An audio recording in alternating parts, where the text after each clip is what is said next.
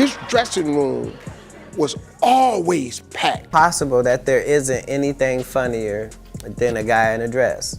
And if that's the case, then it might also be said that there's nothing funnier than a black guy. In the seemingly jovial world of comedy, who would have thought that concealed behind the laughter and jokes are deep, undisclosed disputes and tensions between what the public thought were friendly professional relationships? Today, we unravel the intricate web of relationships between Steve Harvey, Cedric the Entertainer, and Katt Williams, with Williams bringing to light some shocking revelations, hinting at a darker side to the camaraderie we have seen on screen. I don't want you to think I don't like I like people fine. I just don't like people that sell people but then can't. Hi everyone, and welcome back to Gossip Steep Channel. Steve Harvey, Cedric the Entertainer, and Katt Williams have been influential figures in the comedy industry since the '90s, shaping the way comedy is perceived and received.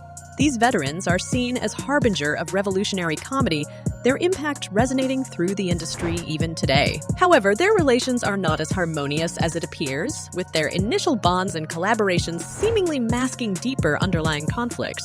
The roots of the relationship between Steve and Cedric trace back to the days of comedy gigs in Dallas, leading to notable collaborations like the original Kings of Comedy. However, Katt Williams, another prominent name in the comedy scene, known for his contentious standpoint and controversial revelations, has exposed some lesser-known facts about these relationships, unearthing the subtle discord and revealing undisclosed industry dynamics. I wonder if Tyler Perry is like, he's on a crusade to make black men look as bad as... Now, let's take a closer look at a specific contention raised by Williams, centered around the supposedly unusual relationship between Steve Harvey and Cedric the Entertainer. It appears the bond we assumed was founded on years of working together might have evolved into something more manipulative, with Cedric allegedly being at the mercy of Harvey.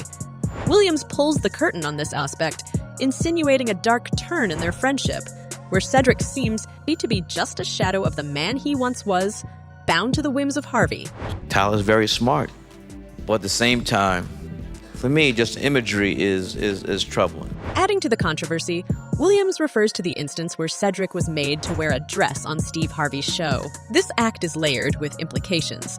Given the long-standing debate over the portrayal of black men in dresses in movies and shows, with many prominent black comedians like Eddie Murphy, Martin Lawrence, and Tyler Perry having faced both acclaim and criticism for such portrayals, Williams seems to stand firmly against this, questioning Harvey's intention behind putting Cedric in this position, despite their long-standing friendship that dates back 30 years. This disclosure of Williams brings to the fore questions not only about the internal dynamics of the comedy industry, but also raises pertinent questions about the portrayal of black men in the entertainment industry. Are these portrayals genuinely humorous, or do they subtly perpetuate harmful stereotypes, affecting perceptions and attitudes? Williams' revelations seem to focus on a crucial perspective of industry dynamics and portrayals, his disclosures hinting at a deeper purpose, either revealing a long-hidden truth or potentially settling a personal score. His position in the industry and his direct insights into its workings lend a level of credibility to his disclosures,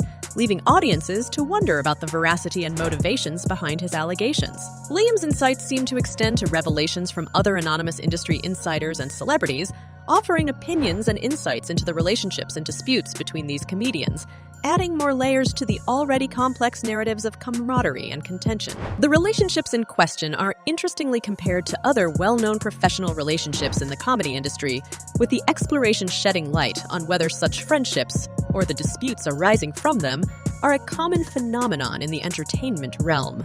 The comedians that represent are the culture. You know, we represent the culture from our pain and everything that we've been through. While the backdrop of humorous camaraderie and successful collaborations like the original Kings of Comedy paint a picture of unity and friendship, Katt Williams' revelations seem to unravel a hidden tapestry of manipulations, contentions, and unspoken disputes. Whether these revelations hold substantial truth or are reflections of personal vendettas, they open up avenues for deeper discussions on industry dynamics, representations, and the intricacies of professional relationships in the world of comedy. Building on the controversial revelations of Katt Williams regarding Cedric the Entertainer and Steve Harvey, and delving deeper into the fraught dynamics of the comedy industry, it's crucial to examine the broader landscape of controversial representations in comedy. The extensive usage of black male actors in dresses has fueled debates and deep-seated concerns about stereotypes, dignity, and the presentation of black masculinity. So now we had Big Mama's House 1, 2, and 3. Yeah. I've never seen Medea in a pantsuit. I think she wears dress. Take, for example, the critiques presented by Dave Chappelle on Oprah in early 2000s, highlighting the peculiar frequency with which successful black male entertainers found themselves portraying women. The irony behind Martin Lawrence's role in the Big Mama's House franchise and Eddie Murphy's performances in his Nutty Professor movies brought to the fore the complex dialogues surrounding these portrayals. A similar sentiment was echoed by director John Singleton when he reportedly vented his frustration to Black Star News, stating, "I'm tired of all these black men in dresses.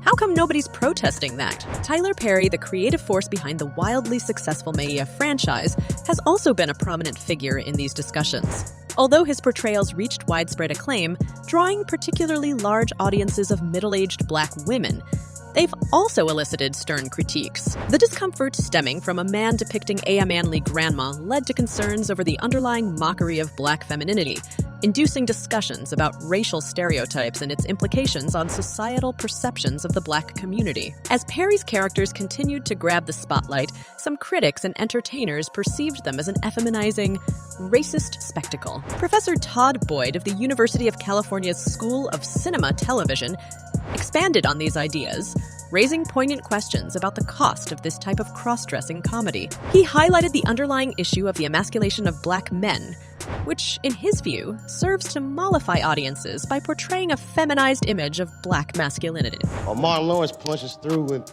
he's waving a gun on the street screaming, "They're trying to kill me." Daryl James, a notable blogger, perceived the utilization of black men in drag as a tactical means to neutralize black masculinity, rendering them as castrated clowns. He argues that such emasculation made these figures more palatable to white audiences and man-hating black women. His viewpoint starkly underlines the community's fears over the loss of black masculinity and its possible implications on societal dynamics and perceptions. At the end of the day, Kevin doesn't have to worry about what people are going to say about him wearing a dress because of the long line of dress-wearing people before him. However, this isn't just about actors' choices. It's a matter that reverberates through the history of black representation in the entertainment industry.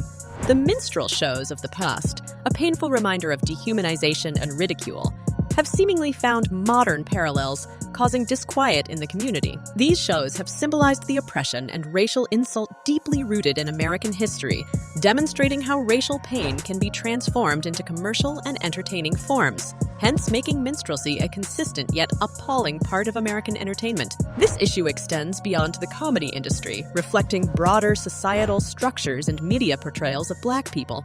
A Pew Research Center survey revealed the sustained belief among black Americans that media consistently perpetuates negative and stereotypical images of their community. The ramifications of such portrayals are extensive, impacting societal perceptions and contributing to racial insensitivities. It presents a fervent call for a reassessment of the portrayal of black individuals in media and entertainment. Such a re-examination is not just crucial for accurate and sensitive representation, but is an imperative step towards debunking harmful stereotypes and fostering an environment of inclusivity and respect. And Katt Williams also sheds light on the controversial portrayals of black individuals in the entertainment sector, citing the concerning dynamics between notable comedians Steve Harvey and Cedric the Entertainer. Williams vehemently criticized the act of men wearing dresses for comedic effect. Williams elaborates on Harvey and Cedric's relationship, hinting at a possible unequal and manipulative dynamic, raising questions about the genuine friendship between them. He expresses concern for Cedric being seemingly at Harvey's beck and call, leaving audiences speculating about the darker realities behind their camaraderie. This controversy brings to the forefront concerns over the perpetuation of harmful stereotypes in the industry, particularly regarding black men in dresses, a comic tactic used by many, including Eddie Murphy and Martin Lawrence. The tradition, while seen as hilarious by some, is viewed by others, including Williams, as a detrimental portrayal, reinforcing damaging cliches about black men. The debate Williams sparks is crucial, shedding light on subtle yet powerful racial insensitivities lingering in entertainment, as exemplified by Harvey's allegedly unbalanced relationship with Cedric. It raises a pressing question. Are we, the consumers of such entertainment, unwittingly endorsing harmful stereotypes? But what do you think about Katt Williams' revelations on this issue? Do you agree with his views on the portrayals of Black individuals? Or do you see them just as harmless comedy? Don't forget to share this video to keep the conversation going, and remember, your voice matters. See you in the next video!